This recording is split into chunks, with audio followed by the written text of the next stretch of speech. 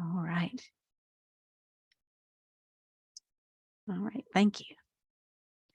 All right, so I previously emailed information about today's meeting to the existing work group contact list. I mean, it included today's agenda and a couple working documents that you will each need moving forward in the work group.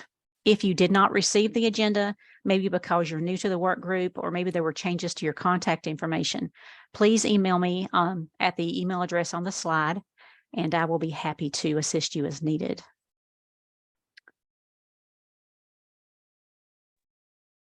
Claudia, are you showing slides? I only see people. Yeah, it's Okay. coming. It's Thank coming. you. It's like my computer has had trouble with the Zoom that we had upgraded, and it's been struggling with keeping up with me. So I apologize for that.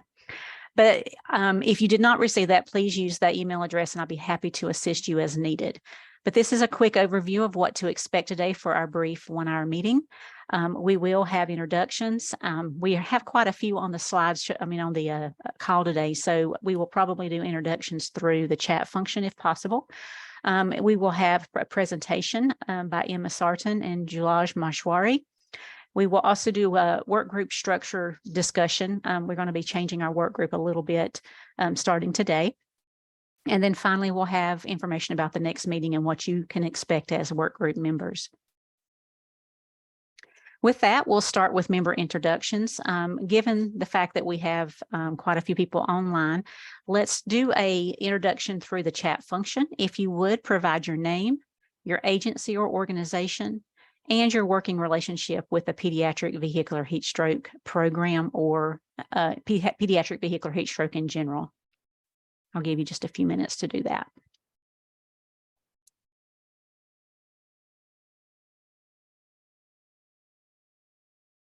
And thank you for that.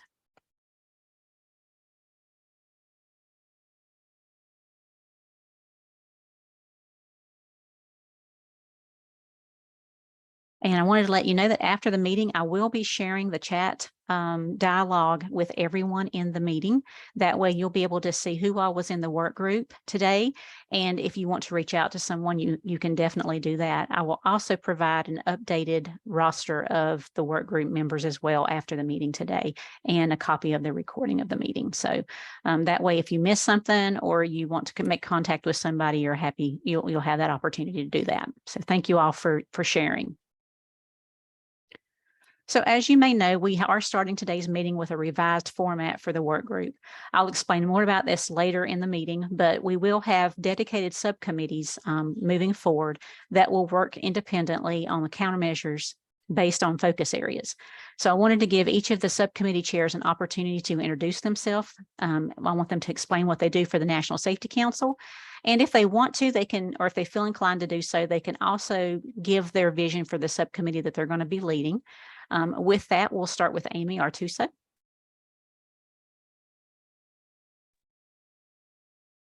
Hi, Claudia. Sorry for that delay. Hi, everyone.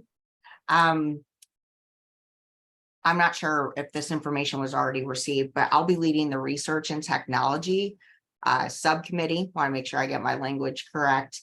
And the purpose of that committee is going to be to assess current and evaluate proposed research and technologies to be used in prevention of PVH related injuries and fatalities. The project priority recommendations, the group will work to set priority recommendations as related to technological countermeasures. We'll work to identify gaps and deficiencies in current technologies, forming and overseeing projects related to technology-driven countermeasures, and collaborate with the communication subcommittee in ensuring proper messaging, reviewing and developing relevant metrics as related to technological countermeasures. And throughout the next calendar year, we'll be responsible for recommending 1 to 2 speakers for these full work group meetings. So I don't know if we're taking questions now, Claudia, or if you want to. No, that's fine. We'll go over that in just a minute. Thank you, Amy. Thank you. And Elena?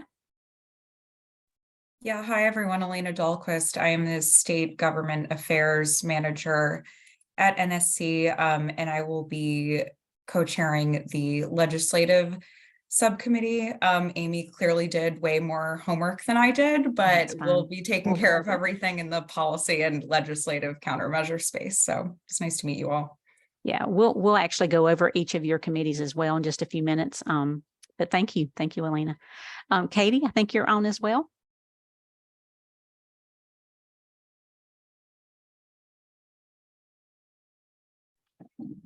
Yeah, hi everyone. Sorry, I'm not on camera picking up a child from golf camp.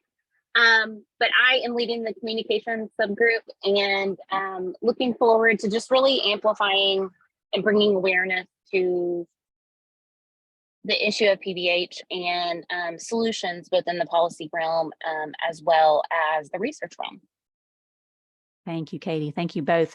Thank you all three for your dedication to this. And, you know, they're actually working on this subcommittees as well, along with their other job duties with the National Safety Council. So I'm very appreciative of their time and attention. So thank you very much.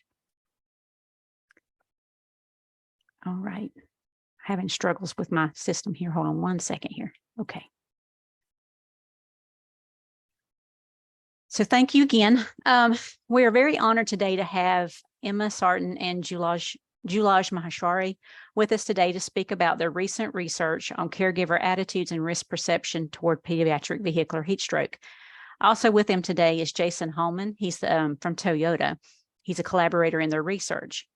After their presentation, we'll have a few minutes available for questions, and any unanswered questions can be entered in the chat function as well. Any questions will be shared with Emma and Jalaj after the meeting. And I do have a brief introduction for them. Let me stop sharing so that we can do that. And you can go ahead and bring up your screens. All right. Claudia, you're still sharing? Yeah, I'm trying to get it off of there.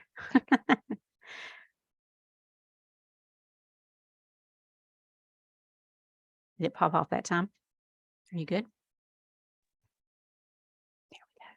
Got it. All right. And just to confirm, you guys are able to see my screen? Yes. Okay, perfect. So Emma Sartin is a developmental psychologist at the Center for Injury Research and Prevention at the Children's Hospital of Philadelphia. Her research employs multiple methods to characterize and ameliorate inequities in transportation topics and unintentional childhood injuries. Jalaj Maheshwari is a research associate at the Center for Injury Research and Prevention at the Children's Hospital of Philadelphia. His research is centered on automobile crashes, occupant safety and protection, injury analysis, injury prevention, and mitigation, crashworthiness, and human-machine interaction.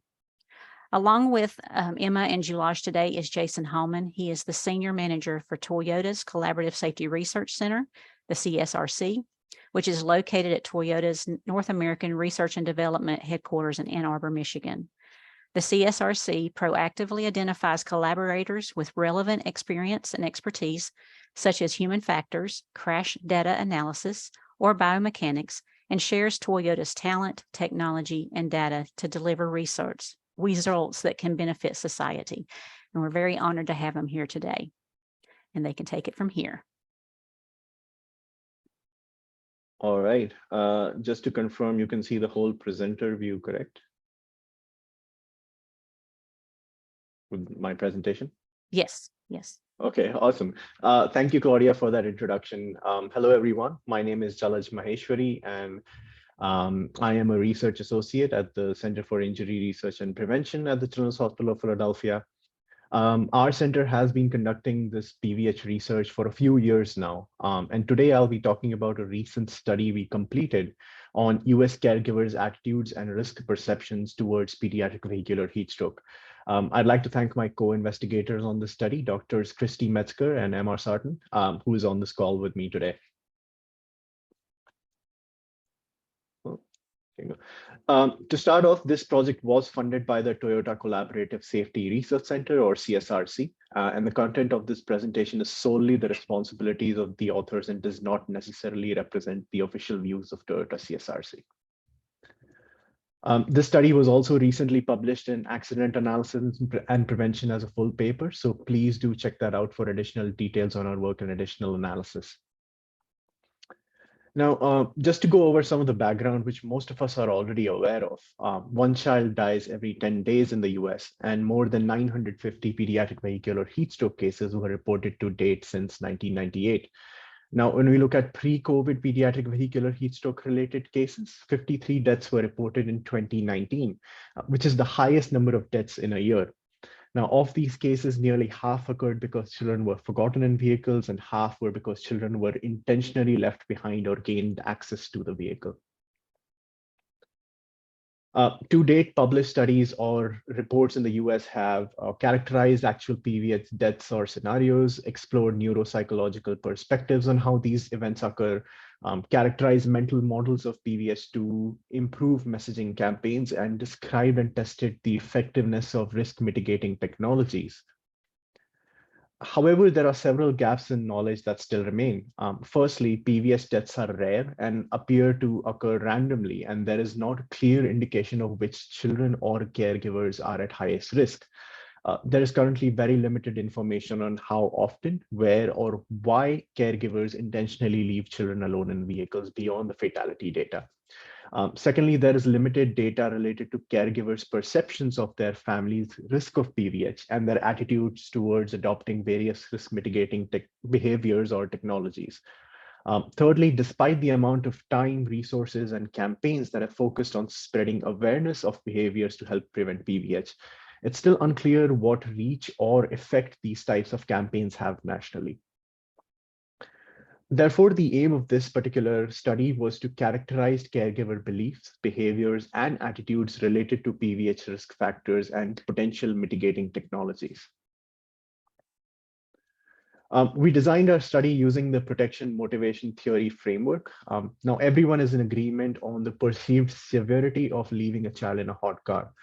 What we want to look at is the perceived vulnerability, or if I as a caregiver am vulnerable to forgetting my child in a vehicle, and the response cost, or what is my cost in terms of dollars, time, effort, or reputation. Questions on response efficacy and self-efficacy are specific to countermeasures and could be addressed later. So for this study, we conducted a national survey of 1,500 US caregivers. Caregivers were eligible to participate if they lived in the US and were at least a part-time caregiver of at least one child less than 5 years old. The survey covered several questions around caregivers' perceptions of PVH risk for children in their care, as well as their thoughts about adopting risk mitigating technologies. Scenarios in which caregivers intentionally left children unattended in vehicles, and caregiver awareness of national PVH campaigns. So coming to the results of what we found, on assessing caregiver intentions, 88% of caregivers reported never leaving children alone in a vehicle. Only 9% answered that they were somewhat or very likely to purposefully leave a child alone in a vehicle for any amount of time in the next month. 6% believed they were somewhat or very likely to accidentally leave a child alone in a vehicle for any amount of time in the next month. Now, when asked about the likelihood of a child in their care overheating in a vehicle, 13% believed it was somewhat or very likely it could happen to them. And in comparison, about 37% believed it was somewhat or very likely that they would be involved in a crash while driving with children. Now, the type of caregiver which was more likely to report leaving children alone were a male caregiver, a higher educated caregiver, or those who have at least a 4-year college degree. Higher income caregivers, or those who earn greater than $100,000 per year, and those caring for more than one child. Looking at the different scenarios in which caregivers leave their child in a vehicle, 43% said they leave their child about one time per month. The duration the child is left behind was reported to be around 2 to 5 minutes, with about 12% reported leaving a child for 16 minutes or higher. 43% of the respondents said they left the vehicle running when they left a child in a vehicle. And greater than 42% of caregivers said that they had left a child in a vehicle in each of the seasons, which were fall, winter, spring, and summer.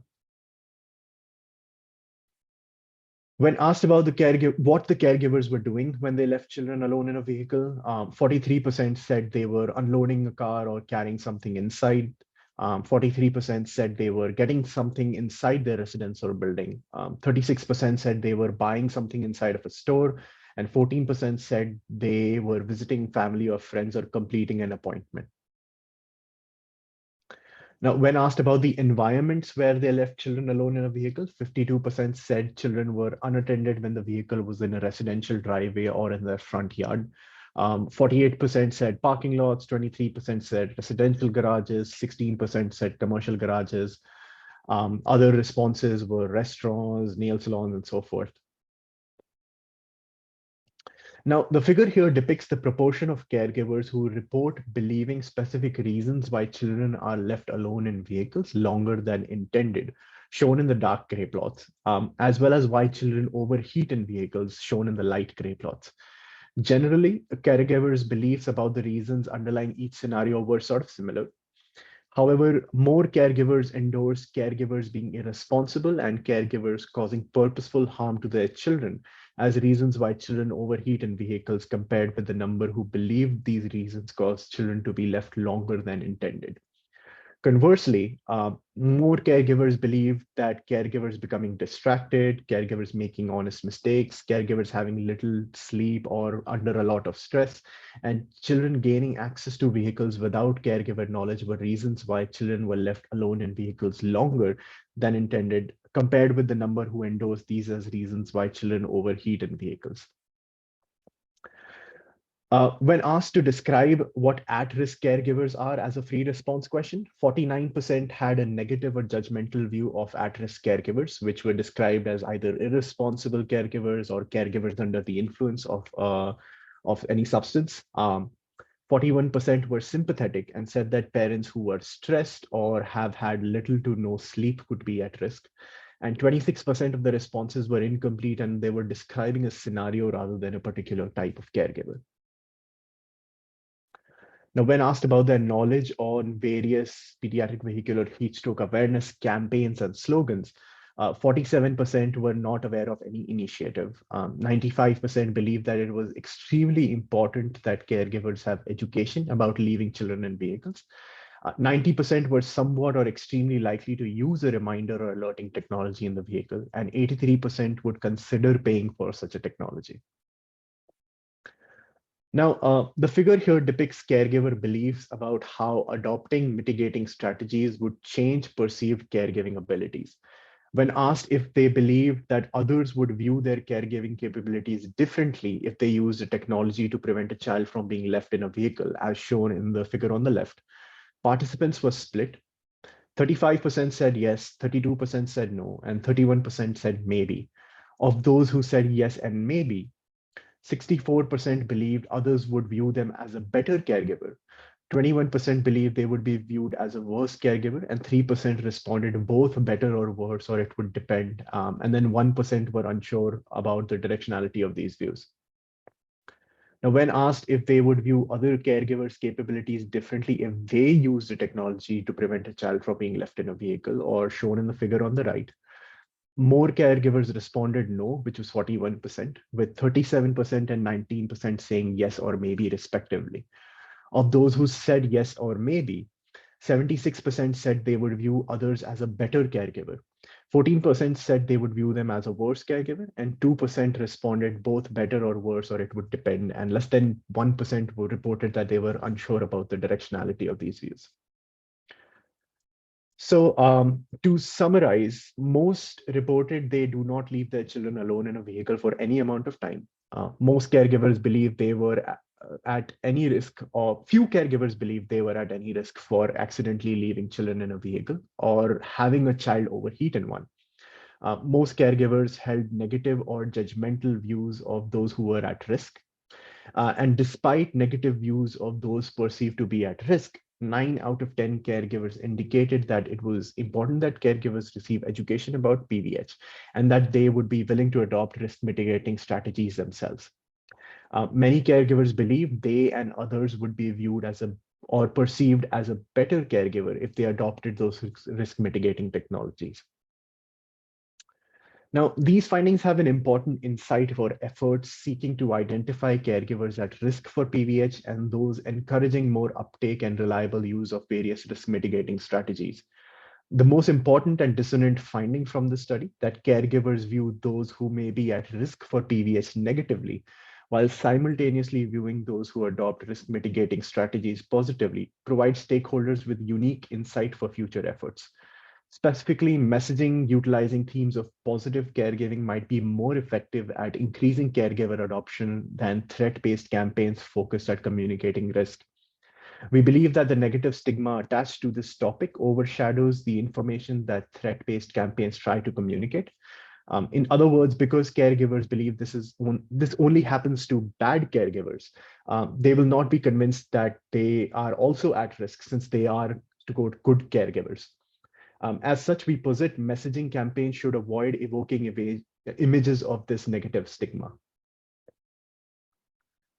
For next steps, we have planned a series of focus groups to explore hypotheses established by our survey results. Some of the observations that we found and the questions that we want to ask are, firstly, respondents generally did not view young children in their care at any risk for PVH and held negative views of caregivers at risk. So does this mean that caregivers are not receptive to threat-based messaging? Secondly, respondents viewed incorporating risk mitigating strategies as enhanced caregiving abilities. Now, what kind of positive messaging may resonate with those caregivers in this case? And lastly, respondents were open to education and technology adoption, but what countermeasures, if any, are they willing to take?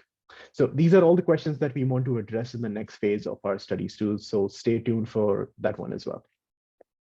And with that, I'd like to thank the Toyota Collaborative Safety Research Center again, or CSRC, for funding this work. And both Dr. Sartin and I would be happy to address any questions if you have any right now. And alternatively, you can also reach out to us via email and we'd be happy to address those questions. Thank you. Feel free if you have questions to present those. Hi, this is Alok Prasad at NHTSA Research. Jalaj, any insight whether the presence of reminder systems would make caregivers more cavalier or dependent on it and stop being vigilant? Would those offset Emma, the benefit? Yeah, Emma, you can chime in whenever you want, but we did capture that responses as well as to what are some of the negative outcomes of using such technology. We haven't reported that in this paper, but we have that granular data. Just to go over some of the responses, as you mentioned, some of the parents and caregivers replied that people would become more dependent on those technologies and not actually cause behavioral changes. They would just rely on the technology to remind them whenever their child is being left behind. But yeah, we have that data. We haven't reported it in this study. Emma, do you want to add something else to that? Yeah, so the question we asked that Jalaj just described, we just asked caregivers to describe any downfalls for the types of technologies, and we presented them with like a general list of different types.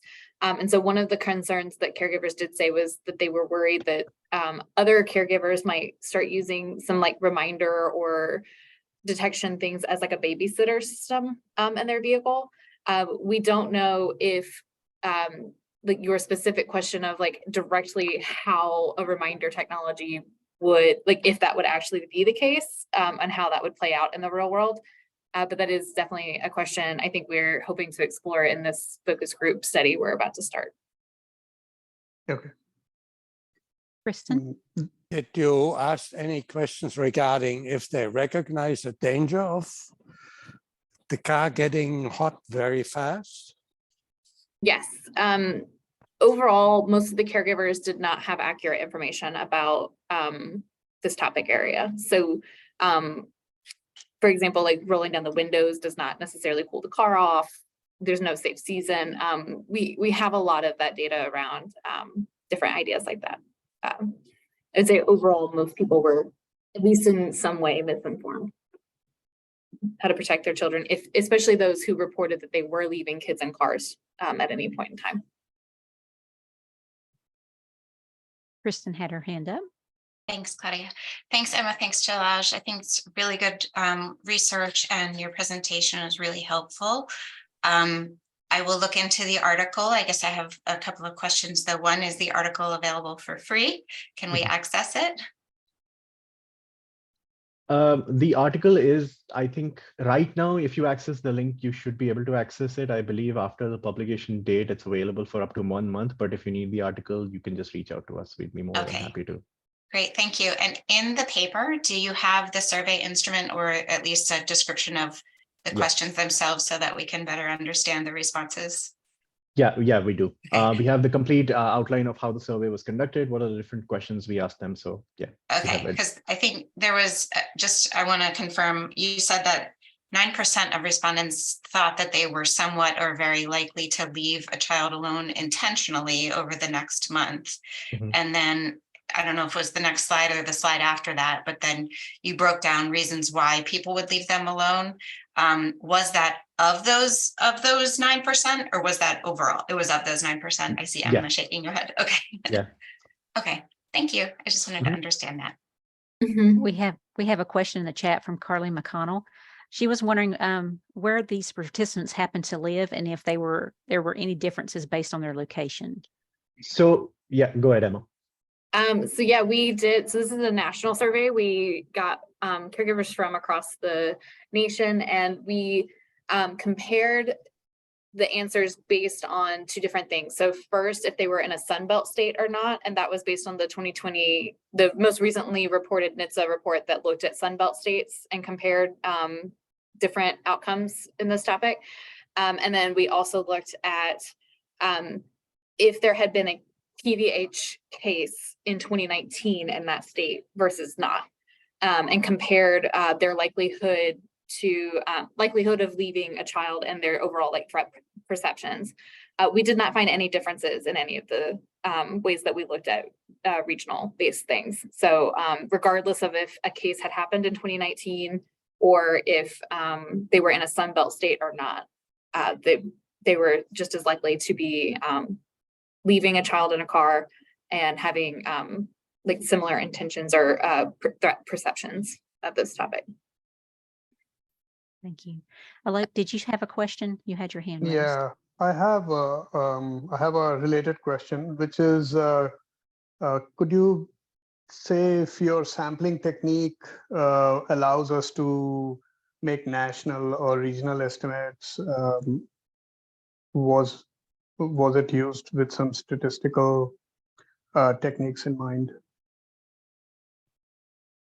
So we have a wide, I guess, reach of responses, but it's not technically a nationally representative sample. So we didn't weight anything. We purposely oversampled we oversampled marginalized groups. So I think they were 40% of our population. We tried to get 40% male responses so that it wasn't all female caregivers answering.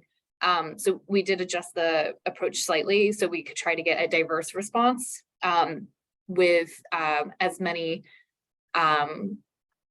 people responding across states that we could. I will say, because of that, we do see larger states have more people responding than some of the smaller states, as you would expect in that way.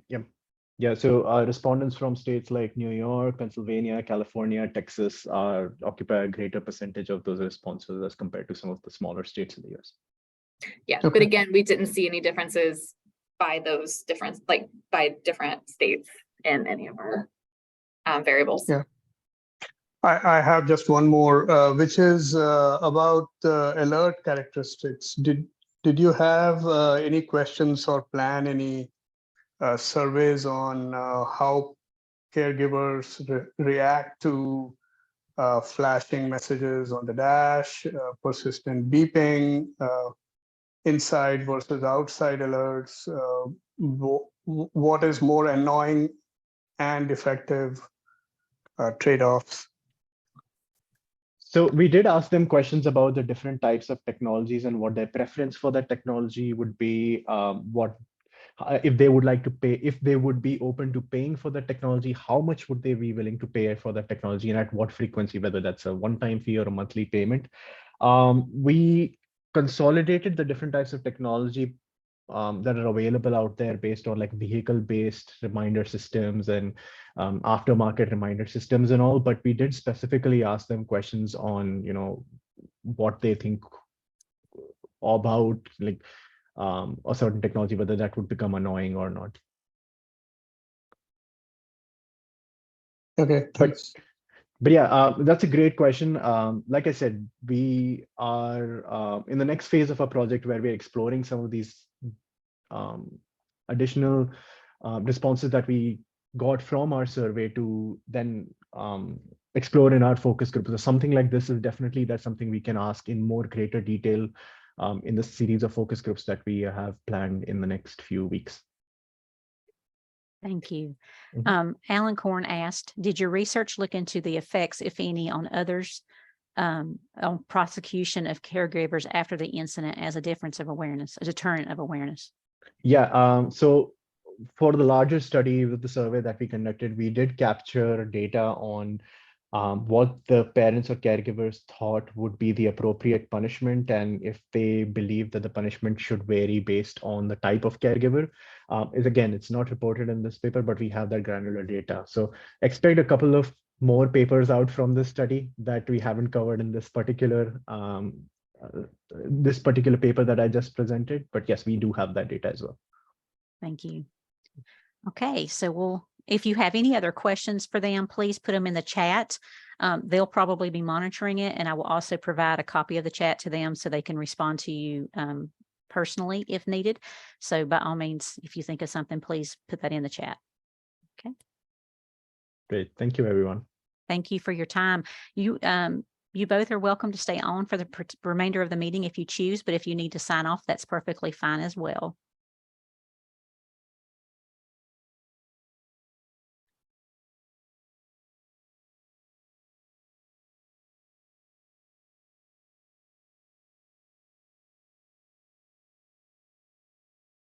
So thank you, Emma and Jalaj, for your time, and Jason as well for coming on to the meeting as well. And I do appreciate you taking the opportunity from your busy day to be here. So we're going to move to the next part of the meeting, which is going to be discussing the change in the work group structure. We're focusing our work group on the safe systems approach, and we will discuss that further in the October meeting. But as terms of a safe systems approach, you're trying to approach issues in roadway safety and transportation safety with a overall view of every aspect within that would be affecting that particular mode of transportation or that particular, I guess you would say, problem. And so given that, this work group basically does do that. We are a broad background membership, different organizations, different focus groups, different points of view, basically, of how to approach these problems together. And when we divide up in subcommittees, we have those different voices in those subcommittees to be able to provide a better approach to developing countermeasures.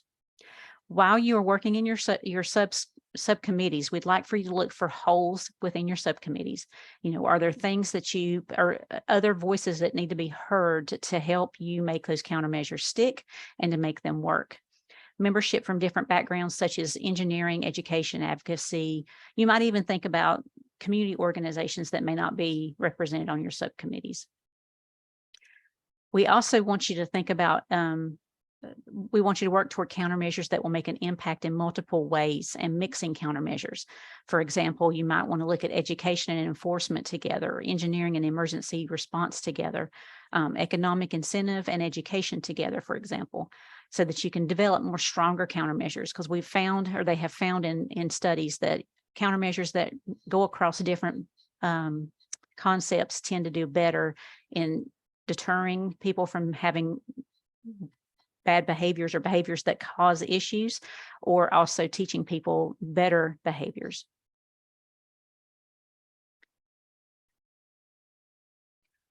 As of in my June 30th email as well, I provided you with a description and a lead or chair lead for your subcommittee, so that you can begin to think about where you might best fit.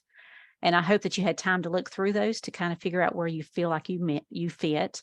So moving forward, instead of us dividing up in our quarterly meetings, we will actually have, you will be part of your subgroups, subcommittees, and in those subcommittees will meet at least once between our quarterly meetings.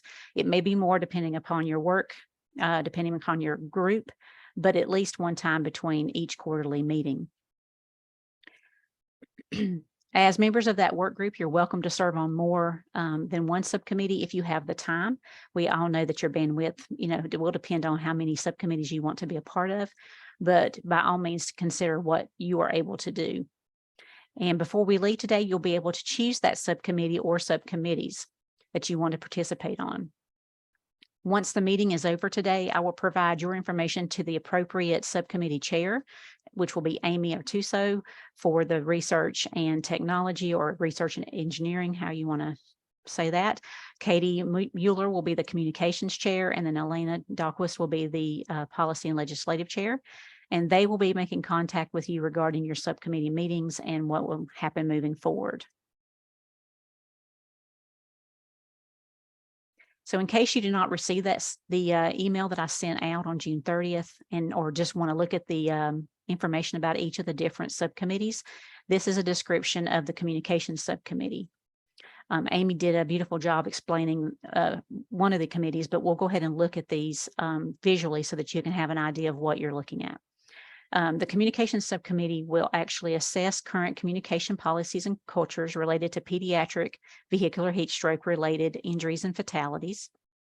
They should include, but not be limited to, areas of education, incident reporting, such as law enforcement and media reporting, and caregiver beliefs.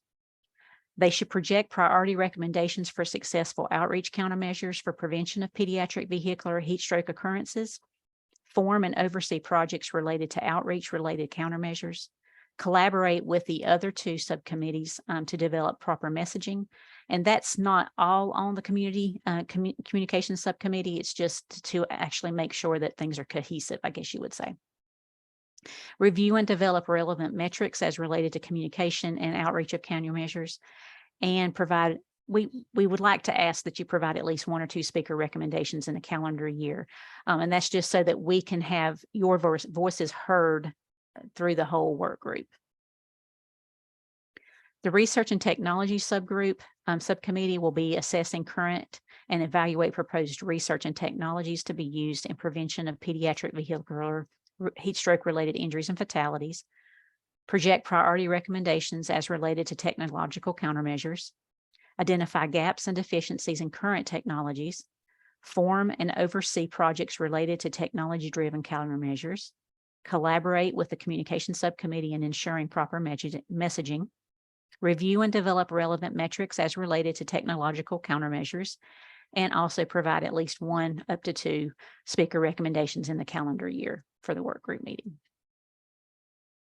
For the policy and legislation subcommittee, you will assess current policies and legislation in the prevention of PVH related injuries and fatalities, project priority recommendations and policy change as related to preventing PVH injuries and deaths, and education reporting, emergency response penalties and restitution. Form and oversee projects related to policy legislative countermeasures, collaborate with the communication subcommittee for proper messaging, review and develop relevant metrics as related to policy and legislative countermeasures, and provide at least 1 up to 2 speaker recommendations in the calendar year.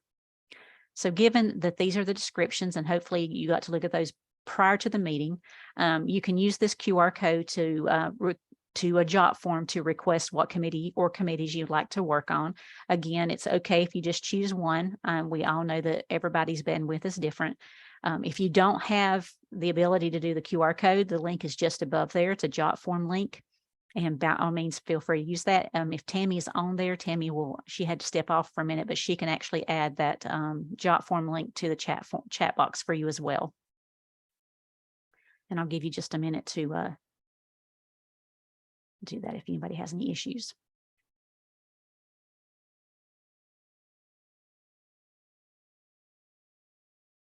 Thank you, Tammy.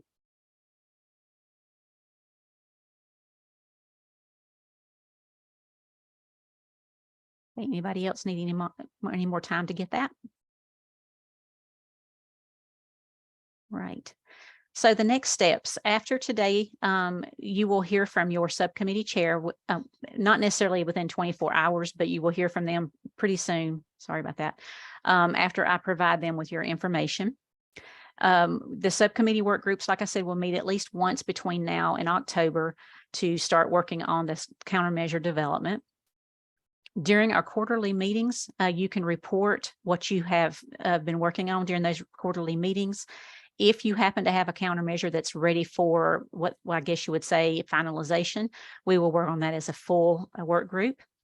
You will also be able to report out any issues that you see or you've had in developing your countermeasures. You know, maybe you're trying to find some extra people, some extra voices, and you're not quite sure where to get those, that kind of thing. So by all means, bring those to the quarterly meetings. And then, like I said, finalization of work group from the countermeasures will be a full work group thing that we do once we get to that point. Is there any questions on that so far?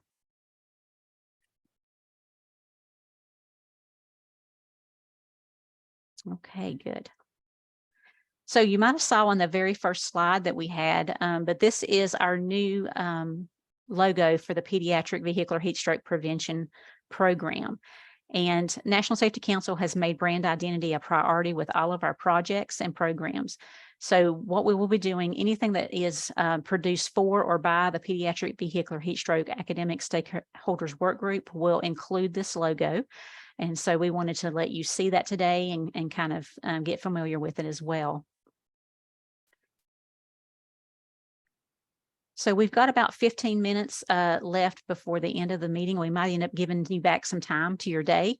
Does anybody on the call have any kind of membership updates related to PVH that they would like to tell the group?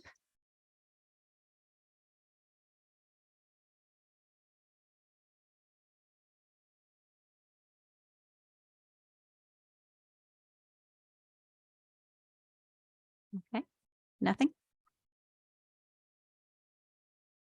Okay, so that's great. So the next meeting will be on October 10th at 2 p.m. That's Eastern Time, 1 p.m. Central.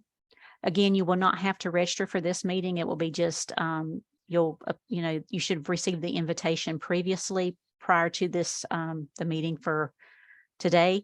And if you haven't, just email me and I'm happy to provide that to you. I'm excited to see what we can do with our work and make a difference in the pediatric vehicular heat stroke. And I apologize today. This is I'm working remotely away from home. I'm on the road today, and I'm working from a smaller setup. So I apologize for being a little spastic with the slides and with my presentation myself. But I do appreciate y'all's time today, and I look forward to working with you. And if anybody has any questions or want to stay on afterwards, I'll stick on here for a few more minutes and be here for you if you need anything. Thank you, everyone, for your time. Have a great afternoon. Thank you. Bye. Thank you.